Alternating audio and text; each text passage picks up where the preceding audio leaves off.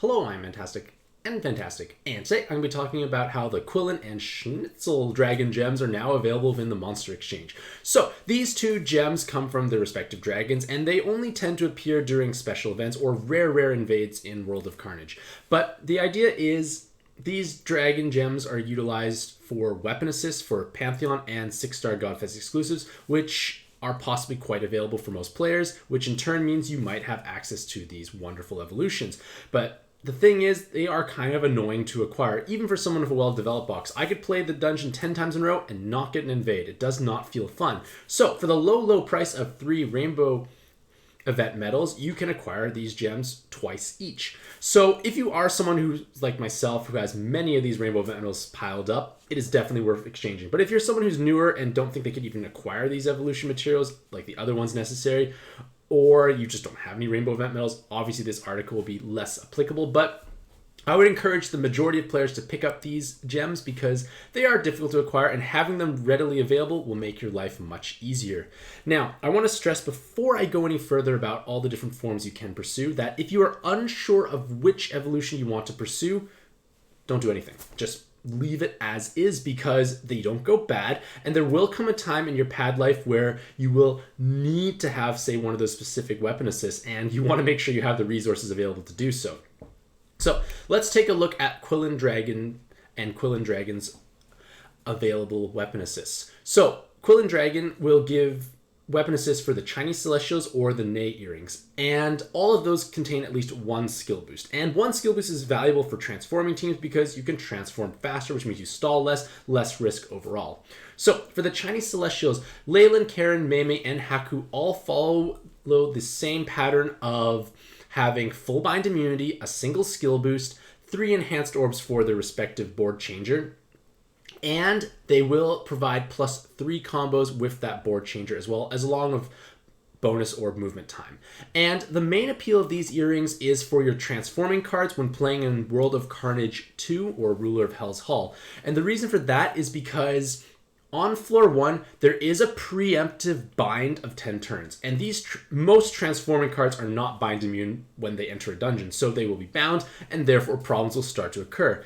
As such, if you can make your card bind immune for, like, say, your Sena and Qilin, you will be able to avoid that mechanic, have a skill boost to help you charge up, and have some enhanced orbs to layer in a little bit of extra damage. There's no real losing with this weapon assist. It's very safe, it's very consistent, it does exactly what you hope it would do. It gives you skill boost, some enhanced damage, protects you against binds.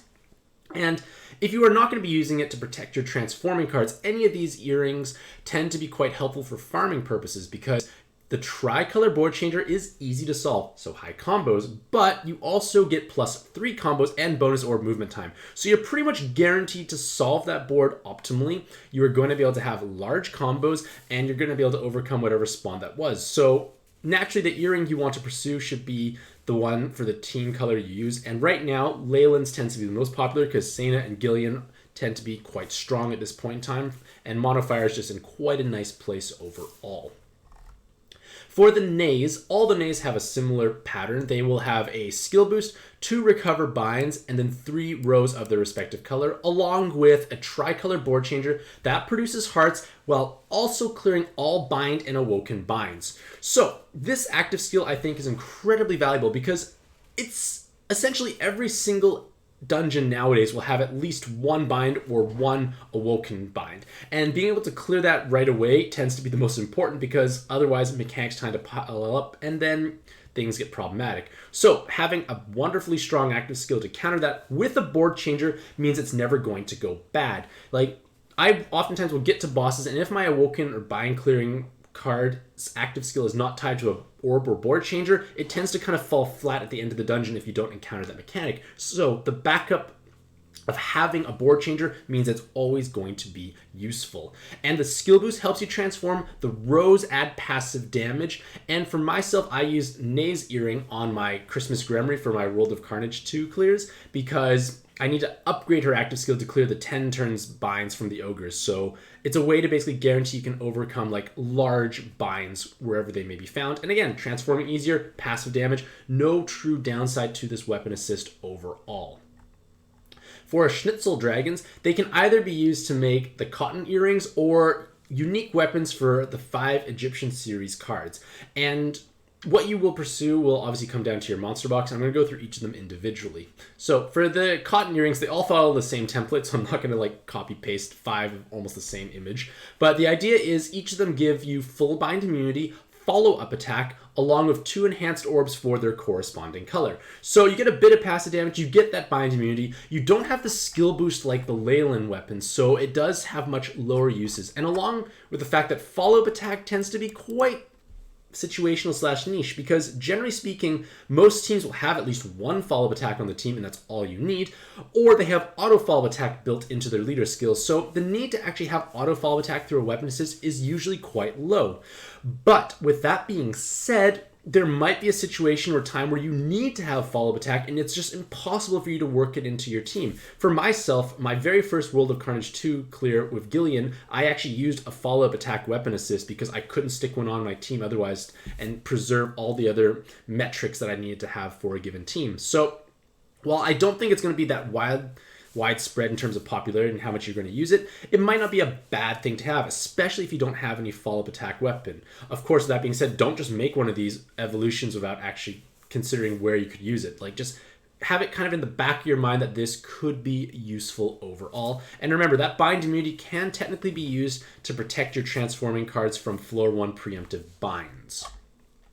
Now, for each of the Egyptian cards, each one is quite different, but they all follow at least a similar template of having at least 3 enhanced orbs for their respective color.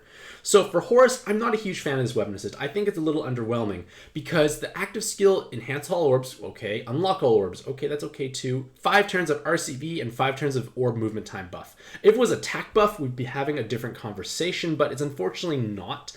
And I feel like it's just kind of doing a bit of everything but not excelling in any one particular metric. There are weapon assists with more enhanced fire orbs if that's what you're gunning for, and this active skill I feel like is not that high impact. There are better things you could utilize overall, I feel. So I personally have not pursued this weapon assist. Maybe that will change at some point in the future. For Isis, again, has the same passive damage available, but their active skill is much stronger, which makes them a more desirable card to chase, so to speak.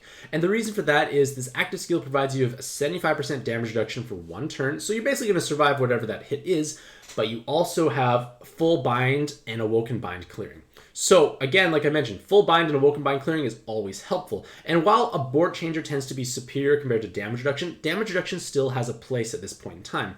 Again, this is mostly applying to like the late game content stuff, but like at least in Shura 1, World of Carnage 1, Raphael's gravity is 150%. So that shield will obviously still help you survive if you didn't have natural damage reduction. But a more applicable place would be the Ogres in World of Carnage 2, where they preemptively awoken bind you and then 10 turn bind your leaders. So your leaders always get bound. So that's obviously a problem.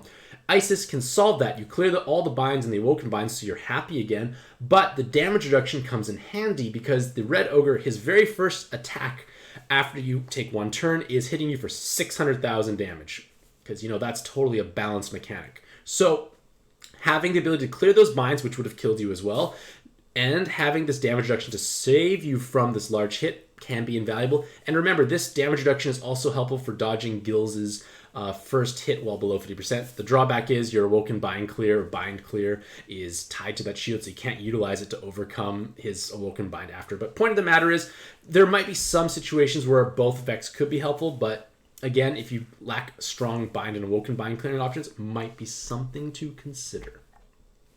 For Bastet, her main appeal is going to be the ability to clear all unable to match orb effects. And if you're someone who hasn't rolled too much or has a relatively shallow monster box, you may not necessarily have this active skill present because it is relatively new. I feel like we've only started to see a larger influx of this type of active skill in the past year's time frame. So it is definitely possible that you may not have many options, and this weapon assist can definitely be meaningful because, well, it's a 10-turn cooldown, so it's a manageable amount to juggle around, and giving you 4 turns of 2 times movement time and 2 times attack is not necessarily a bad thing either, but again, the main appeal is the unable to match orb effect clear. For Ra's Necklace, he is the only one who provides a skill boost, so he gives you extra utility there. So like transforming teams that already have other metrics covered will definitely love this. You get the skill boost to help you transform, and you have passive damage. No real downside in those regards. And for the active skill itself, it can be utilized for button farming purposes because the active skill deals 770,000 damage to an enemy twice. So if it's two enemies of relatively low health, it'll execute one, then execute the second, or it does just over 1.5 million button damage to a single enemy. Of course, this all hinges on like dungeons where we need to actually have like that type of button to overcome. I find like a lot of content nowadays has a bit too much health, so it tends to be like row swiping. But at the same time, this is a large button with a low cooldown, and it doesn't need to be utilized like in co-op because it doesn't scale off the monster's attack stat. So kind of helpful there overall. And then lastly, and I feel most powerfully, is Anubis Necklace. And this is my favorite of all the Egyptian series cards available because their active skill provides you 3 turns of Color Absorb Void. And an Orb Changer of Wood to Dark and Hazards as well. But it's the 3 turns of Color Absorb that is so valuable because, presently speaking, Color Absorb is found everywhere now.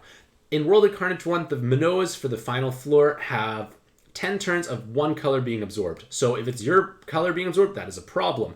And they also have large amounts of effective health. So it's basically impossible to kill in 1 turn, quite difficult to kill in 2. And because it lasts for 3 turns, this color absorb counter, you have 3 turns to try and kill them, which is definitely quite doable for most teams, I feel. So I even run this necklace on non-dark teams because I just don't have many options. There are actually just not even that many options for 3 turns of color absorb counter. And because of that, this would be the necklace I pursue most often, especially if you are playing through content like World of Carnage 1, where you want to keep farming it or you just want to try and clear it for the very first time. Having color absorb counter for 3 turns is invaluable. And of course, on dark teams, it shines even brighter because the passive damage and the orb changer are meaningful. So, in conclusion, make sure you actually monster exchange for these cards in the monster exchange tab because they are incredibly difficult to acquire because rare invades are not a fun farming mechanic. And even if you don't know which weapon assist to pursue at this point in time, just save them. They will sit in your box. They're not going to go bad. And there will come a time where you will probably want to have these weapons. So, let me know what you pursued down in the comments below and whether or not you found this type of video / article to be helpful in the future for moving forward if I try and do these types of things again. Either way, hopefully all the Mantastic day. I wish you all the best in your own pad adventures and happy puzzling.